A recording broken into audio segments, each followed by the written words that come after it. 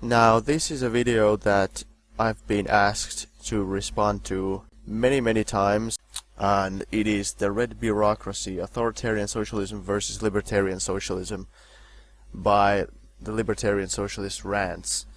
Yeah, let's just get right into it. Firstly, I'd like to begin by defining my terms and explaining the divide between authoritarian socialism and libertarian socialism while highlighting its practical significance. Secondly, I'd like to apply an anarchist method of analysis to revolutionary socialism and make the case for why libertarian socialism is preferable in achieving socialist ends with reference to class analysis and historical evidence. Defining socialism. In a broad sense, socialism is an ideology which seeks the emancipation of labour from capital. In a narrower sense, socialism is an economic system in which the means of production are owned and controlled collectively by the workers rather than privately by bosses. That's all fine and good, but I take issue with the word boss. Why do you need to use the word boss? I mean, wouldn't capitalists make more sense? We should talk about capitalists, not bosses. Boss is not a specific enough term. I mean, either he's doing this subconsciously or he's doing this intentionally because he's an anarchist. A boss, that can mean a number of different things. Like, if you have somebody who's your superior, then he's your boss. I mean, is that what you mean? Because if you work in a factory, there's a capitalist or a number of capitalists who own it, but then there might be somebody who's above you in the hierarchy. That doesn't mean that he owns it. That doesn't make him a capitalist.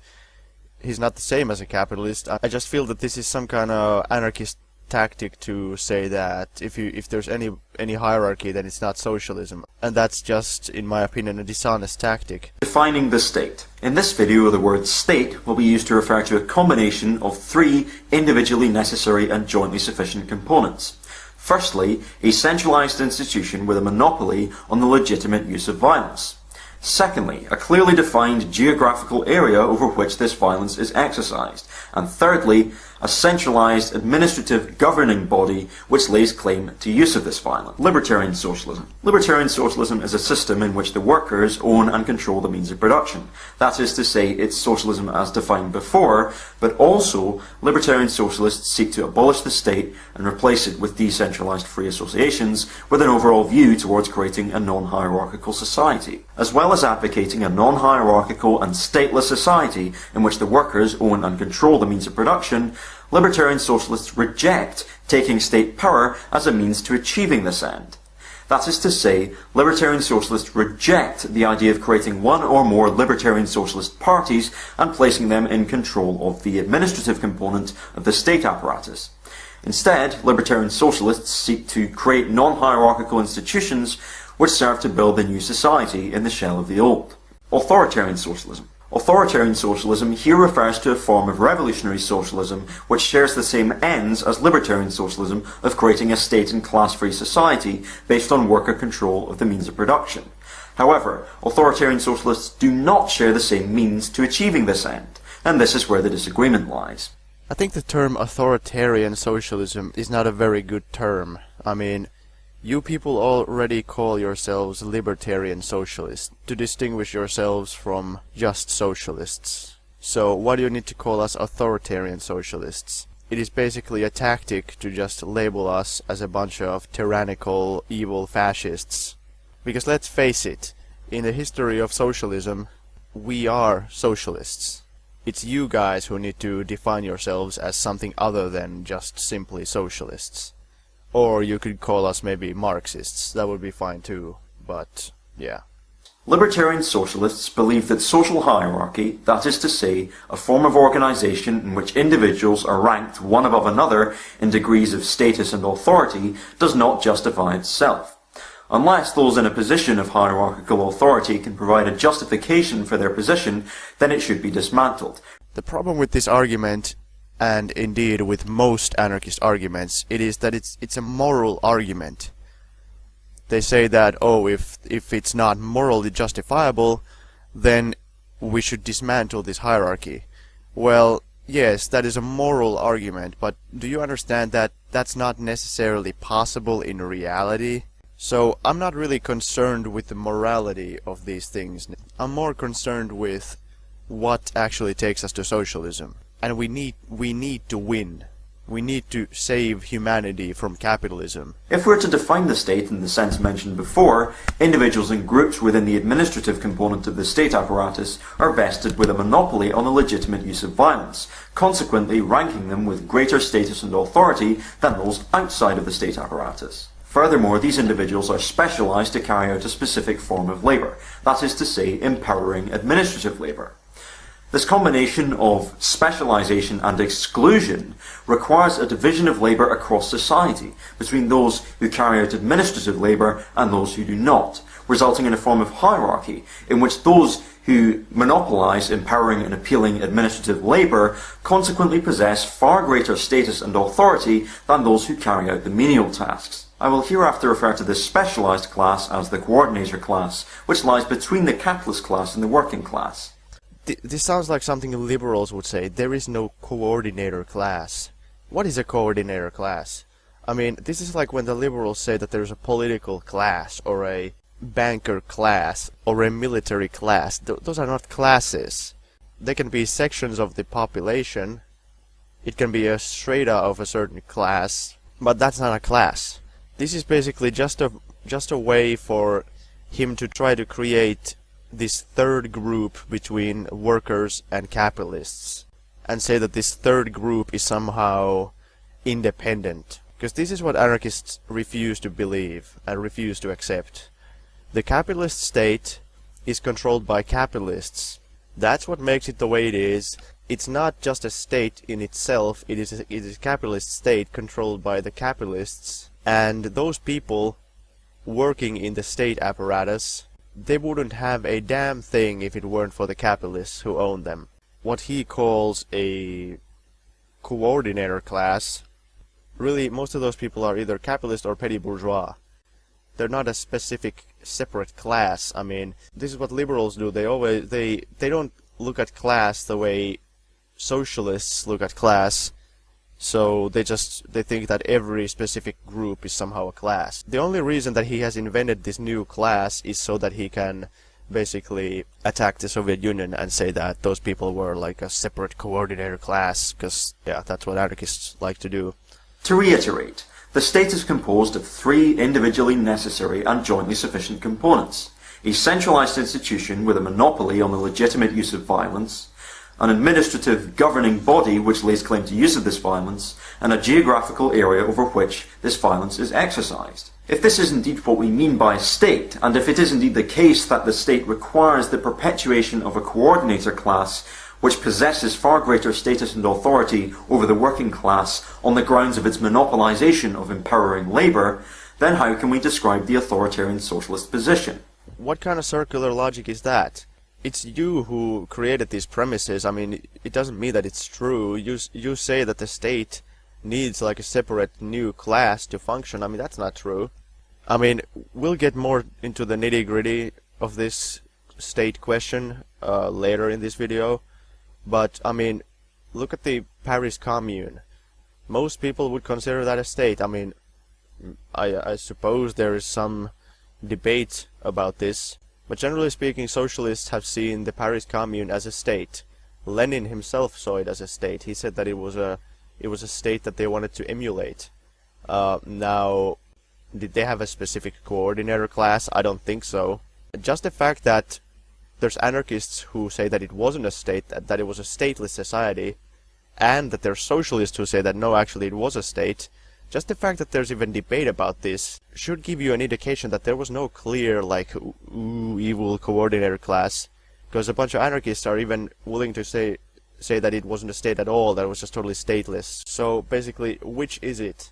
This nonsense with talking about the coordinator class is because anarchists want to say that it doesn't matter if we're in capitalism or socialism. All that matters is if we have a state or not.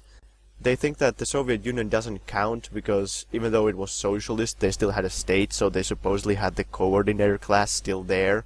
If we actually look at this honestly, what is a coordinator class and what is a state? I mean, he defines it himself. He says that it is a centralized decision-making body.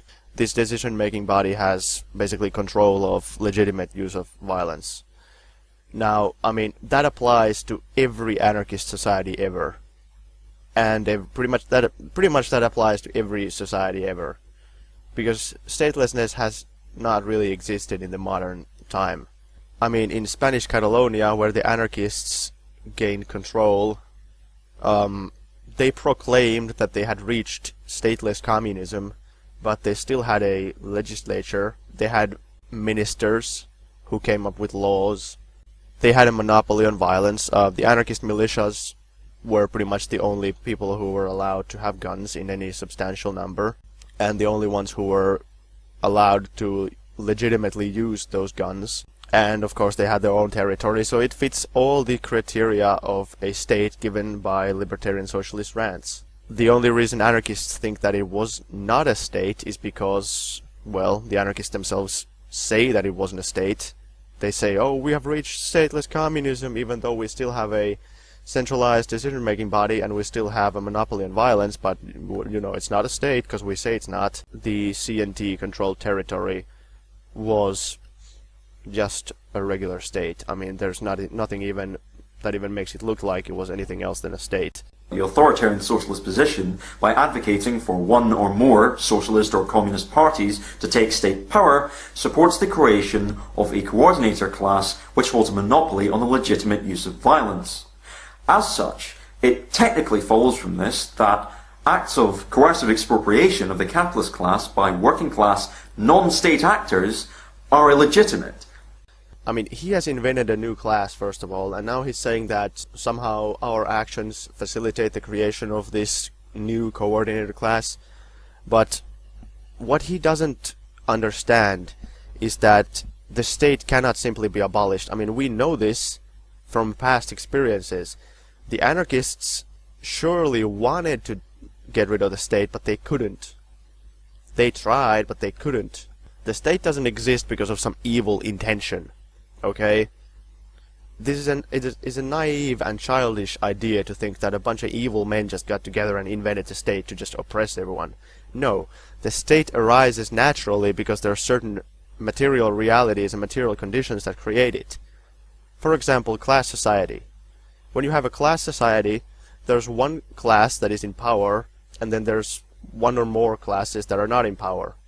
For example, in capitalism, there's the capitalists, they're in power. They got all the money, they buy the politicians, they buy the police force, and they have a state.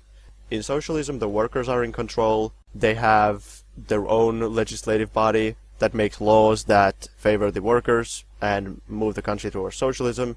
They have a monopoly on violence that they use to suppress counter-revolutionaries, right-wingers, and fascists, and basically protect the revolution from counter-revolution. This arises naturally from class contradiction, which is why the anarchists themselves did the same thing. They basically just had a ton of people with guns, making sure that nobody tries to overthrow the anarchist regime, and then if somebody tried to do anything, they would shoot them, or they would throw them in a prison camp. So, yay! Statelessness with prisons. Building prisons is so anarcho, man. The work camps were considered an integral part of the constructive work of the Spanish Revolution, and many anarchist syndicalists took pride in the progressive character of the reforms by the CNT Minister of Justice. The CNT recruited guards for the concentration camps, as they were also called, from within its own ranks, workers against labor. The weeds must be torn out by their roots. There cannot be and must not be pity for the enemies of the people, but their rehabilitation through work, and that is precisely what the new ministerial order creating work camps seeks. Great irrigation canals, roads, and public works must be built immediately. Garcia Oliver, Anarchist Minister of Justice in Catalonia. And, you know, some anarchists, they will say, oh, well, the Spanish anarchists, they were just too totalitarian, they weren't real anarchists. I mean, bullshit, they were anarchists. It's just that these things happen because that's the way reality is. You can't just dismantle the state and then be like, oh, we're in statelessness now, because the state is going to come back. Because if there's still class contradiction, then a dictatorship of one class or another is going to arise. The anarchists wanted to create a dictatorship of the proletariat. They didn't call it that, but that's what they wanted to make. They wanted to make sure that only the proletariat had power. You need to have an environment where class conflict has pretty much died down. And then you need a suitable economic environment. And then you can have statelessness. But you can't just like abolish the state and then be like, oh, well, now we're stateless. Because you're not. The state is just going to come back. But when it comes to non-state actors doing things and then, you know, whether or not it's legit, I mean, what kind of ultra-left whining is this? He's complaining that, oh, well, if the workers do something without state approval, then the state is just gonna prevent them. Like, maybe, maybe not. It depends. I mean, in the Soviet Union, when the peasants wanted to take the kulak land and make collective farms, the state supported them fully. In fact, the state kinda, you know, took that movement and then just ran with it and made it a huge thing. Because the collective farm movement was a thing that happened spontaneously in the 1910s and 1920s, but then, like in the late 20s, the state started heavily subsidizing and sponsoring that movement and made it into a big, massive thing that was supported massively by the state. People even called it a state-led thing, like it was a state-led policy, even though it started as a movement, a grassroots movement. But, I mean, what if there's a bunch of workers who want to restore capitalism? What then? Is the state supposed to not stop them? You can't just say that the state needs to do this in every circumstance or not do this in every circumstance. It depends. Firstly, is it the case that taking state power can be used as a means to achieve workers' control over the means of production? Well, if it is the case that coercive expropriation of the capitalist class is monopolised in the hands of the coordinator class, then we can also expect the coordinator class to monopolise control over the means of production which have been expropriated from the capitalist class, thus constituting a new ruling class in itself. This argument only works if you think that statelessness has somehow been tried and been successful, which it's not. The anarchists in Spain, they already tried it, but it turned into just another state. I mean, not to even mention what Makhno did in Ukraine. Makhno wasn't even like that wasn't even socialism, okay? It wasn't economically socialist. It was just basically a gang of like these bandits running around in a semi-feudal country. Like, at least in Catalonia they had the fundamental like elements of socialism going on, like collective ownership of stuff. In like Ukraine they didn't. So basically, what is even the point of talking about like, ooh, is this morally acceptable? Can we have this hierarchical system when there's literally no alternative? I mean, because the anarchists already tried it and it doesn't work. You cannot create statelessness just out of thin air, thus constituting a new ruling class in itself. This creates a form of state capitalism. That's false. State capitalism, it's a capitalist state where they have nationalized things. That's what it is. The Soviet Union, or any of the socialist states, were not state capitalist, not under any definition. And why is that? Is that now state capitalism? I don't think so, because there was no capitalist. In the Soviet Union, the state owned the industries. The collective farmers who worked on their collective farms, they shared their profits, and the people who worked in state-owned enterprises, they were given a wage by the state, and then the state used the revenue to basically run the state, improve the country, and improve the lives of people, and do other kinds of necessary things. But there was no capitalist, no individual person who gained any kind of substantial amount of benefit from it. I mean, the state bureaucrats, they earned a wage. They didn't get any kind of cut out of the revenue of these corporations. So there was no clear capitalistic relation there. Rather than the workers having direct control over production, they become hired employees of the government. Or they become hired employees of the anarchist trade unions and the anarchist government. You can complain about these things, but unless you have some kind of viable alternative, then it's all nonsense. Anarchists are too naive, they have a too rosy picture of their own past. They don't even understand their own movement or their own history. Like, yeah, plenty of people who were in Catalonia at the time, they thought it was fantastic. But it's the same kind of thing with people who were around in the Soviet Union in the 1930s. They also thought it was fantastic. I mean, some of them. There were people who hated Catalonia. There were people who hated the Soviet Union. But there were also plenty of people who liked Catalonia and liked the Soviet Union.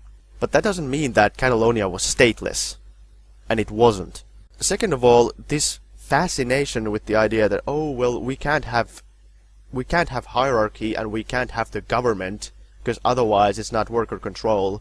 So basically you're saying that we must have only co-ops. But co-ops are not socialism. Okay? You can have co-ops in capitalism. The Soviet Union employed collective farms as a means to transition away from private farms to socialism. But they're not an ideal form, they're not an end goal. You don't just want to set up co-ops and then be like, oh well, I guess we have perfect communism now. Because you don't. A co-op is something where a bunch of workers get together and they own a piece of property together. But it doesn't eliminate property. It doesn't make communism. Okay?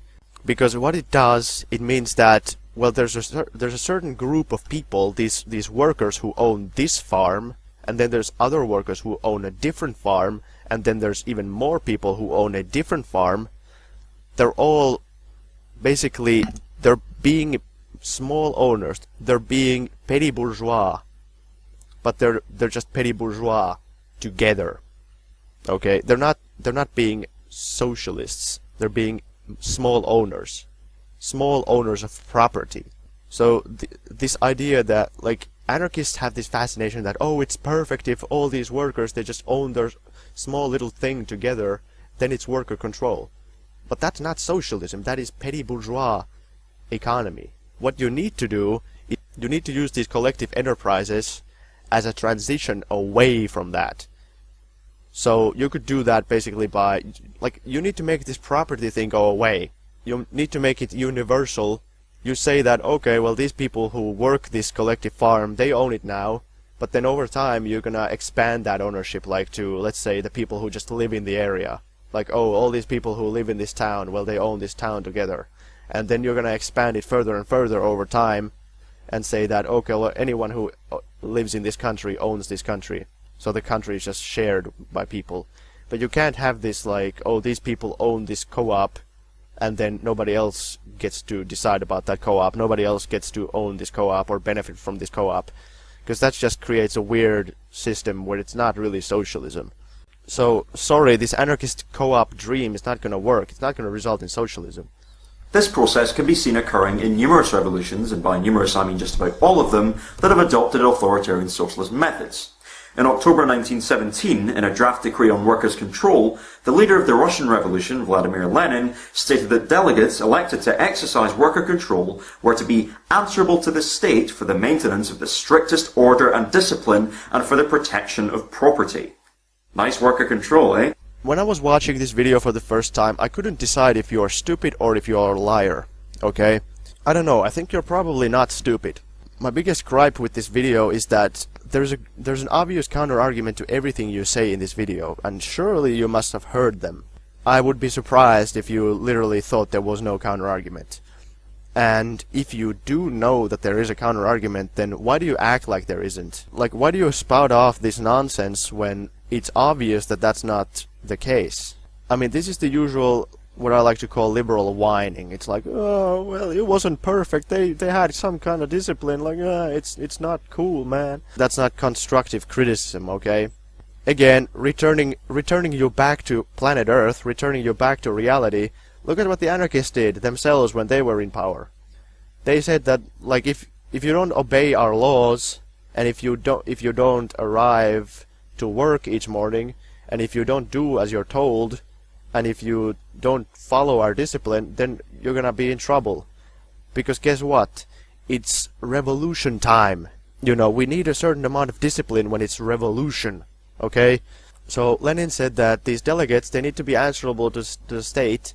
They can't just have people doing all kinds of weird things like, oh, the state is moving towards socialism by following a certain amount of policies, but then there's like this delegate who just does something totally different and goes against all the policies that have been decided. You know, that's called wrecking. You can't have wrecking, okay? And when Lenin said that they need to protect property, I mean, yeah, because they didn't want to create massive chaos. They didn't want to have people stealing shit. Yeah, we're gonna take the landowner's land away. We're gonna take the landlord's land, and we're gonna nationalize industry. But we can't just have people randomly stealing shit because there's no property anymore, supposedly. They need to do things in a relatively orderly manner, because the situation is pretty chaotic as it is. So, sorry to like break your bubble again, but the anarchists did the same thing. Again, like, what are you even trying to say here? Because clearly the Soviet Union got rid of private property. It's not like they didn't want to get rid of private property. They just didn't want to do it in a stupid way. Do I really seriously have to explain this to you? Noted later in December 1917 that the Supreme Council of National Economy that had been created was to replace, absorb and supersede the machinery of workers' control. Again, that is just making things more efficient. First you have this group of people who are like, yeah, we're the workers now, we want to control our own things against the Kerensky government. But then when the workers themselves get into the government and they gain full control of the government, then what is the point of having this other thing anymore? Because you're already in the government. You are the government now. Lenin wrote in the immediate tasks of the Soviet government that unquestioning subordination to a single will is absolutely necessary for the success of processes organized on the pattern of large-scale machine industry. That is called a speech. That is called propaganda. That's meant to boost morale. He's saying that we are the people, we are one, we are united, we are of one will, we are of single will, we are united. Yay! Look at us. Look at how united we are. Again, don't be an idiot. I mean, everyone knows what he's talking about. Today the revolution demands, in the interests of socialism, that the people unquestioningly obey the single will of the leaders of labour. Yeah. You can't just have people doing other things. You're saying that, oh, we're building socialism now, and we're doing this, this, and this. You can't just have them doing something totally different. I mean, again, I would point you to Anarchist Catalonia, where they had the exact same thing. They said that people have to follow these rules, they have to follow these policies that the CNT-FI government has come up with, or otherwise they're gonna end up in trouble, they're gonna end up in prison. You need to enforce the law somehow, okay? To accept discipline means that the decisions made by comrades assigned to any particular task, whether administrative or military, should be executed without any obstruction in the name of liberty, a liberty that in many cases degenerates into wantonness. Solidaridad Ibarra, CNT-FA newspaper. Like, yeah, maybe you want to talk about how these laws are created, maybe you want to talk about who gets to decide what the laws are, but when you decide what the laws are, then people need to follow the law, okay? What Lenin is trying to do, Lenin is trying to basically appeal to people's moral sense. He's like saying that, well, now it is absolutely imperative that you follow the decisions, and it's absolutely necessary for socialism. Because they were in hard times. They couldn't have people creating extra destabilization. But you're trying to paint it as some kind of evil totalitarianism. What is even the point of having this conversation if you don't want to talk about these things honestly? Because what you're doing is polemics. You're just trying to attack communism. You're not trying to actually talk about these things honestly. Hostility of authoritarian socialism towards worker control in the USSR can be further demonstrated by the... I mean, this is exactly the kind of bullshit that I'm talking about. This is just polemical bullshit. He's not being honest. He's just trying to make propaganda and lie about communism, which is what these little liberal kids do. Sailors in Kronstadt made a series of 15 demands, and the Bolshevik government responded on March the 7th by attacking Kronstadt with some 60,000 troops. What would you have them do? What if in Anarchist Catalonia there was some group of workers who demanded that they don't want to follow the anarchist decisions anymore, they want to have their own decision-making body that's totally autonomous and totally separate, and they also want more money, and they want better clothes and more booze, and they don't want to be conscripted. Like, what would you do in that circumstance? Would you be like, oh, sure, like, I'm just gonna we have created a legislature, but I'm just gonna wipe my ass with this legislature, and I'm just gonna let these random assholes somewhere totally ignore our laws and just do whatever they want. And I'm just gonna, fuck it. They want more money. Just give them more money. I mean, we don't have any money to give, but whatever. Just give them more money. They want better wages. They don't want to follow the law. Fine, we're just gonna tolerate that. I mean, fuck no. Are you insane? You do that, and you'll just watch your revolution, go up in flames. Like, it's easy to complain, but unless you have some kind of, better alternative to give, then it's just bullshit. Why do you anarchists always complain about shit when you don't even have anything better to offer? I mean, that's called anti-communism. You're making anti-communist propaganda. In April 1921, Lenin admitted the intentional implementation of state capitalism in Russia as the new economic policy, in which nationalization was slightly scaled back and some individuals outside of the state were allowed to own small enterprises. Again, he doesn't give any kind of context to this. What does it mean by state capitalism? Well, during the Civil War, they had this thing called war communism. Okay? Well, what is war communism? War communism means that the state controls all industry and that the peasants still have their own land and they farm it as usual, but because it's war, the state is just gonna basically take all the excess grain that they produce at a fixed price. There's no free market. Instead, the state is just gonna take the grain at a fixed price so that it can sustain the war effort. That was war communism. Now, peasants didn't really like war communism, so when the war was over, Lenin was like, yeah, let's put an end to war communism. Because people don't really like it, so let's instead let the peasants sell their grain again. Because the peasants didn't like the fact that all the grain just gets taken at a fixed price. They would rather just sell it. So Lenin was like, yeah, let's implement this thing called new economic policy.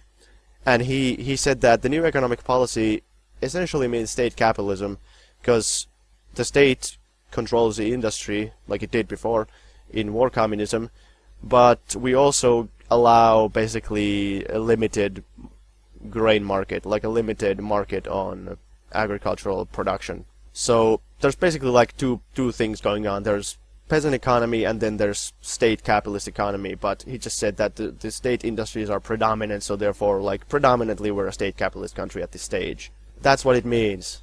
It doesn't mean that he wanted like state capitalism. He said that we'll do this state capitalism thing for like 10 or 20 years, and then when we have electrified and industrialized the country, then we can have socialism. But for now, we just need to revitalize the economy and rebuild after the war, and we need to let the peasants sell their shit voluntarily. It's not like they went from socialism back to state capitalism, because they didn't have socialism in war communism.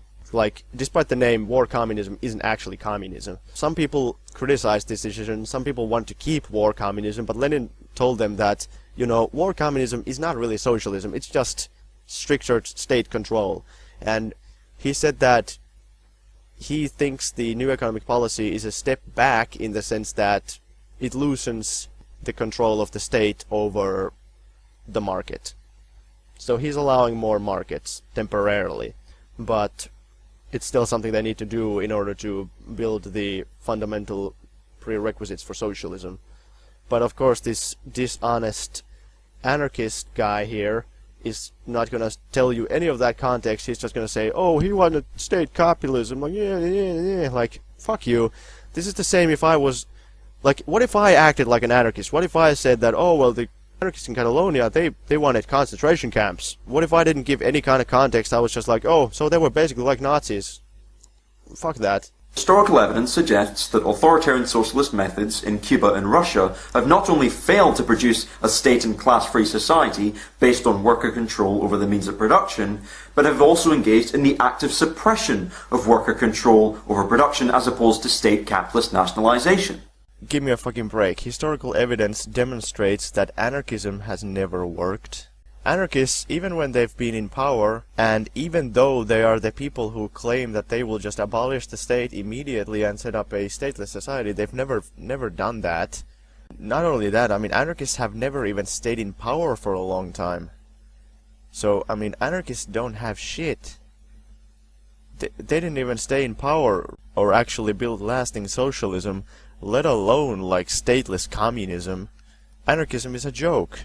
All you people can do is complain about actually existing socialism because you're a bunch of useless liberals who can't handle the harsh reality that maybe in a revolutionary situation you're gonna need some discipline and some rules and some hierarchy and people telling other people what to do. I mean, yeah, it's not very nice, it's not like all just roses and butterflies, but that's the way life is. He calls the Soviet economic model state capitalist nationalization. Why? I mean, most of the means of production were not even in the state sector, they were in the collective farm sector, which were not state-owned. But he doesn't care. I mean, he calls it state capitalist nationalization. He doesn't care, like, how is it state capitalist? State capitalism is when there's capitalism but the state just owns it. Why do I need to keep repeating this? Why do I need to keep trying to explain this to anarchists? The Soviet Union, in its later years, became market socialist, which in my opinion is not real socialism. But, I mean, I still wouldn't call it state capitalism, because state capitalism is a very specific thing, and we can actually define what it is. So I mean, don't just go throwing these terms around like they don't mean anything, because they have a specific meaning, and you can see that obviously the Soviet Union doesn't fit that. But, of course, he has to do this because he can't admit that the Soviet Union was socialist. He knows that anarchism has never achieved lasting socialism, so therefore he's gonna have to argue that neither has Marxism, even though, you know, Marxism was a system that created a camp of socialist countries that basically consisted of half the globe, and it lasted for like 70 years, while anarchists have only stayed in power for like a couple of years in tiny territories. With massive communist backing, by the way. I mean, I love how anarchists always blame their own losses on everyone else. They're like, oh, if only the Soviets didn't stab us in the back. I mean, Soviet government was the only government who helped the Spanish to fight the fascists. If the anarchists were so much better than the communists, they shouldn't have even needed Soviet help. They basically survived only with massive Soviet backing and massive backing from the Republic of Spain. Like, these people, they never even define what worker control is. They're just, oh, we want worker control. If the state is involved, then it's not worker control. There's gonna have to be some kind of centralized decision-making, you know, even in anarchism. And what I mean by that is that even if you have, like, you know, you got these... Let's say you have these deputies from all the localities who get together and they decide what do we do nationwide. Like, okay, we got our own local things, but what do we do nationwide? Because we do want to have a nationwide plan, right? You do at least want that, right? A nationwide economic plan. So then let's say these deputies from all these localities, they get together and they make this nationwide plan. That plan has to be somewhat binding on the localities, or otherwise it's just pointless, you know. I mean, I know anarchists like to complain that, oh, why do we have to abide by these rules that we have all agreed to, but I mean, again, what is the point of even having democracy if none of the decisions that were democratically made are binding? So realistically speaking, we're gonna have to have some kind of centralized decision making together with localized decision making. Or otherwise, it's not fucking communism. It's not even socialism. I mean, again, I would like point you to Catalonia, because they had centralized decision making like that. Basically, I mean, anarchists just need to define their terms better and explain themselves better, because I don't understand why anything the anarchists do, no matter how centralized or bureaucratic or whatever, it's always considered stateless and wonderful and worker control. But when the Marxists have something, then it's never considered worker control. I mean, that's how anarchists roll, I guess. For further evidence that authoritarian socialist means do not achieve the desired ends of a state and class-free society, we can look at the history of Marxist-Leninist governments, not only as institutions which subordinate the working class to the coordinator class during their rule, but also as institutions which have historically recapitulated to corporate capitalism. What about when the Spanish anarchists told the Republic of Spain that we'll do anything if you just give us money? What is that, if not capitulation to capitalism? Large number of firms controlled by the CNT were compelled to seek government intervention to secure financial aid. Both in Catalonia and in the rest of Republican Spain, this situation created grave economic problems for the CNT collectives. So desperately did some of them require funds that Juan Piro, the anarcho-syndicalist Minister of Industry, openly recommended intervention by the central government, having received in his department 11,000 requests for funds in January 1937 alone. The Spanish Civil War, Revolution and Counter-Revolution. Anarchists are basically, they're a bunch of people who like socialism, but they've been taught by capitalist propaganda to be afraid of communism. They would like socialism, but they're just too afraid of communism to actually be socialists. Because what is libertarian socialism? What is anarchism? Or anarcho-communism? Anarcho-communism, it's basically communism which is perfect. It's communism that has never existed and that is perfect. As soon as you have communism in real life, it's not going to be perfect, so it's not going to be good enough for the anarcho-communist. So instead, they will put their faith in this thing that has never existed and that is never going to exist, and they're just going to say that we have this perfect version of communism which is impossible and it has never existed, but we have this and it's perfect. And then naive and liberal-minded people will find that appealing. They're like, oh, you got this perfect version of communism. It's like communism, except there's no poverty ever, and there's no war ever, and there's no authority. So I guess that's pretty cool, right? Yeah, I mean, it would be cool, except it doesn't fucking exist, and it can't exist. Let's address this big question that anarchists just can't wrap their mind around. Like, why did the Soviet Union not have stateless communism? Well, I mean, why did the Spanish anarchists not have stateless communism? Why? I mean, they were anarchists, they would have wanted to, right? So why not? Well, let me think about this for a minute. Would it have something to do with maybe the fact that there's like fascists coming at them with fucking tanks and like bombers and airplanes? What is the Marxist theory of the withering away of the state? The withering away of the state will happen when the state serves no function anymore. Anarchists think that the state just perpetuates itself. But that's because they're not materialists, okay? Let's get real. You can't get rid of the state when this massive class contradiction exists. You can try, but it's not gonna fucking happen, which is why it didn't. The anarchists wanted to get rid of the state, but they couldn't. They found themselves setting up all these centralized decision-making bodies. They found themselves taking more and more stricter control of everything in society. They found themselves building prison camps for their enemies and crushing dissent. Because that's what happens in revolution, in massive class contradiction. So, can you honestly say that during the Cold War there was no class contradiction? Well, obviously not. There was massive class contradiction.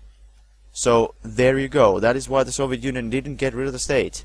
The state will only wither away when it's not needed anymore. And it'll wither one branch at a time. Authoritarian socialists also defend taking state power on the grounds that doing so is necessary for a transition from capitalism to socialism, just as it was necessary for a transition from feudalism to capitalism. The problem with this argument is that the transition from feudalism to capitalism was merely a transition from one form of class society to another. On the other hand, the same cannot be said of socialism, which aims at the abolition of class society altogether. Again, here we see the difference between anarchism and Marxism. Anarchists are not real materialists. They don't think about these things materialistically. They don't even think about these things concretely. You can't abolish class society just like that. it's gonna be a relatively gradual process. Like, yeah, you can overthrow the bourgeoisie and you can take state power. Okay, then what?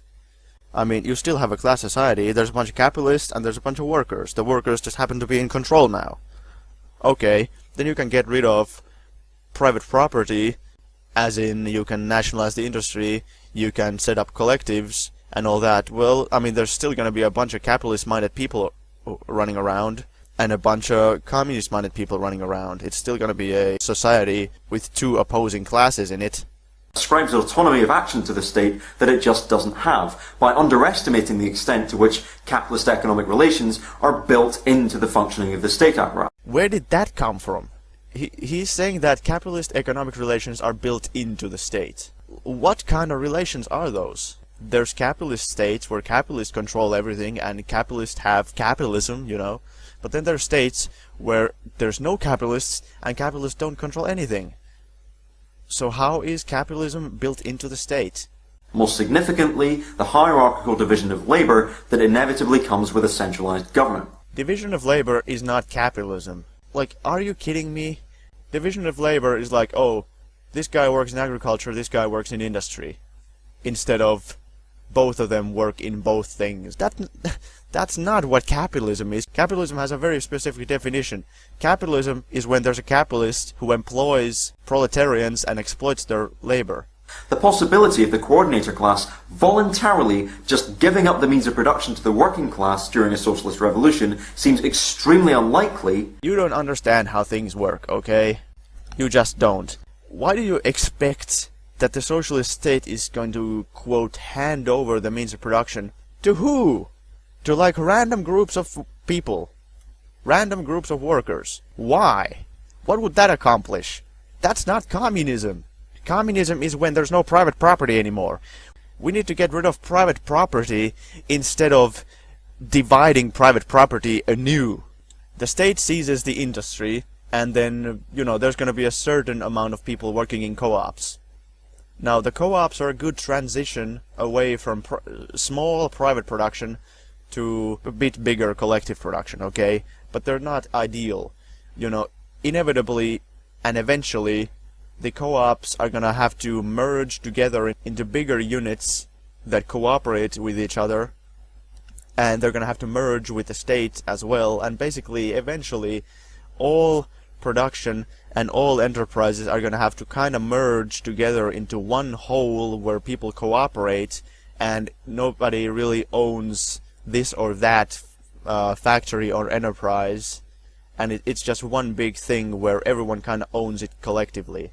That's what communism is. So to conclude, his video mostly relies on distortions of history and a number of strawman arguments. He claims that anarchism can defend itself against its enemies just fine, and blames all of anarchism's defeats and failures on everyone except the anarchists. He claims that the Magnamists and the CNTFA in Catalonia created stateless, class-free societies, which is not true. In fact, they created their own dictatorships, their own states, which were fairly similar to other revolutionary states.